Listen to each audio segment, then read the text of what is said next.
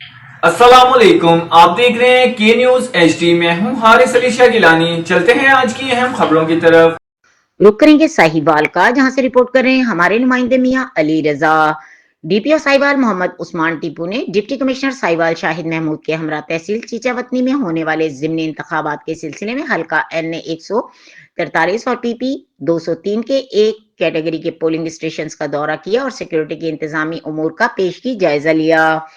DPO Sahiwal ने polling station के गिरदोनवा के सिक्योरिटी पॉइंट्स, दाखिली और खारजी रास्तों और एहलकारों की तैनात के प्लान का मुआयना किया। डीपीओ मोहम्मद उस्मान टीपू ने कहा कि इलेक्शन से कबल तमाम सिक्योरिटी इंतजाम को हतमी शक्ल दी जा रही है ताकि पोलिंग के दिन शहरियों को पुरअमन माहौल में वोट डालने का मौका फराहम किया जा सके। उन्होंने मुतल्लका अफसरान को हिदायत की कि पोलिंग स्टेशन के इर्द गिर्द मशरूक सरगर्मियों पर कड़ी नजर रखी जाए।